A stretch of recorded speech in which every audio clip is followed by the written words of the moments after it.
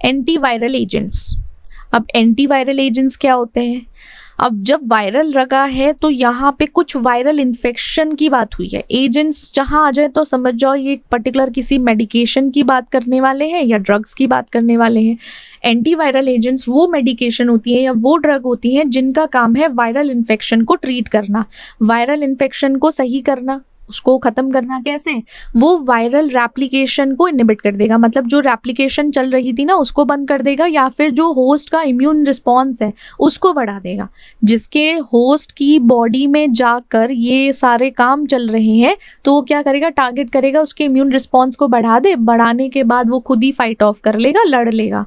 अब इसको कैसे क्लासीफाई किया गया है? अब देखो क्लासिफिकेशन जो हुई है एंटीवायरल एजेंट्स की, तो टारगेट वायरस क्या है आपका उस हिसाब से, और फिर मोड ऑफ एक्शन क्या है वो डिसाइड करता है।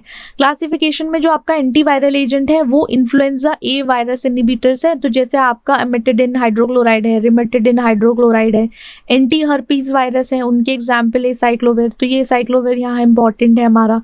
रिवर्स ट्रांसक्रिप्टेज इनहिबिटर्स है, एंटी HIV या NRTI है या NNRTs है। देन आपका प्रोटीएज इनहिबिटर्स हैं, देन आपका ब्रॉड स्पेक्ट्रम है। तो ये सारे पर्टिकुलर हम क्लासिफिकेशन में आते हैं हमारे एंटीवायरल एजेंट्स के।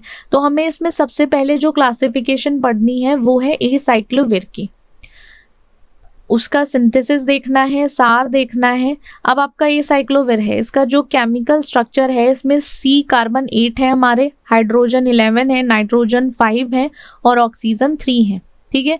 अब कुछ कंपाउंड हमारा ऐसे बनेगा जिसमें प्यूरीन न्यूक्लियोसाइड एनालॉग है, साथ ही साथ एसाइक्लिक यूनोसिन डेरिवेटिव भी है ये हमारा। और हमारा एसाइक्लोविर प्रो ड्रग है। प्रो ड्रग एक्टिवेट होगा आपका वायरल थिमिडिन काइनेज से, जिससे कि क्या बनेगा, एसाइक्लोविर मोनोफॉस्फेट। फिर जो फॉस्फोराइलेटेड होगा, फॉस्फोराइलेशन के बाद वो एसाइक्लोविर ट्राइफॉस्फेट में बनेगा, मोनोफॉस्फेट से ट्राइफॉस्फेट बनेगा। और जब ये बनेगा इसका काम है बैक्टीरिया जो वायरस है या वायरल बोलो उसके DNA पॉलीमरेज को इनहिबिट करना, और वहाँ पे जो चेन बन रही थी उसको टर्मिनेट करेगा। अब जैसे आपका HSV1 है, HSV2 है, उसमें आप पर्टिकुलर एसाइक्लोविर यूज कर सकते हो। वर्सिला जोस्टर वायरस है, पर्टिकुलर उस वायरस को ट्रीट करने के लिए आप CMV प्रोफाइलैक्सिस है। कुछ जैसे इम्यूनो कॉम्प्रोमाइज पेशेंट होते हैं ना जिनका इम्यून सिस्टम इतना कुछ खास नहीं होता, तब पर्टिकुलर टाइम पे साइक्लोविर को यूज किया जा सकता है। टॉक्सिसिटी में आपको नेफ्रोटॉक्सिसिटी देखने को मिल सकती है, न्यूरोटॉक्सिसिटी, फिर GI स्ट्रेस, हेडेक, रैश, तो ये साइड इफेक्ट्स देखने को मिल सकते हैं। अब यहाँ क्या करके आना है, आप एग्जाम में ये मत लिख के आ जाना उसको हेडेक होता है, नोजिया होती है, वॉमिटिंग होती है। हेडेक है बट ये आपका बाद में है, पहले जो मेन थोड़ा सा दिख रहे हैं या थोड़ा सा अलग है ना से साइड इफेक्ट्स, उनको लिख कर आना। भूल जाओ वो अलग बात है कि हेडेक लिखाए हो, वॉमिटिंग लिखाए हो, नोजिया लिखाए हो।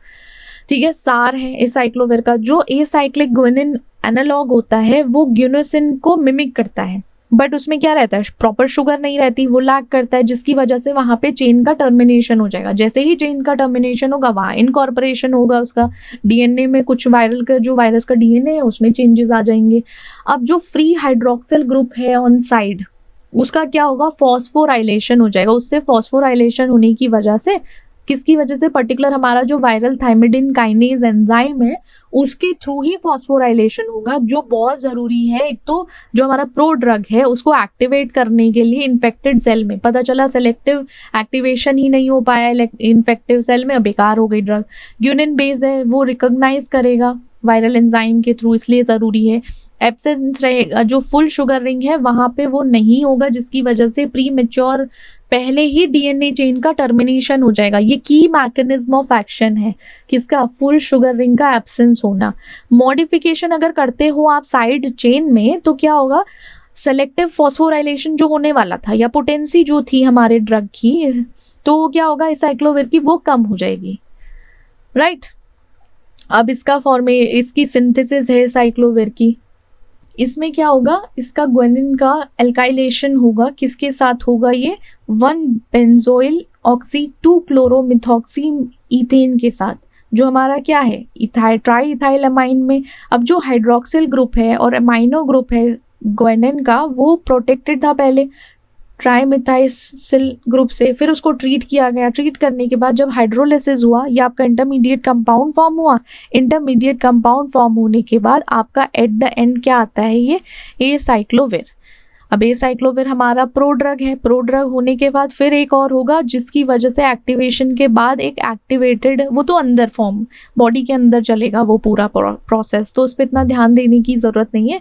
बस यही सिंथेसिस याद कर लेना अपनी एसाइक्लोविर की, ठीक है। नेक्स्ट हमारा कंपाउंड है। आपको कंपाउंड पता है कहाँ से पढ़ने हैं, कहाँ से उठाना है इनको, क्योंकि बहुत लंबे लंबे कंपाउंड्स हैं। ईजी है, अगर आप इसको थोड़ा सा याद करोगे तो ये कंप्लीट हो जाएंगे। Okay, that's it for today. See you in the next class. Bye bye.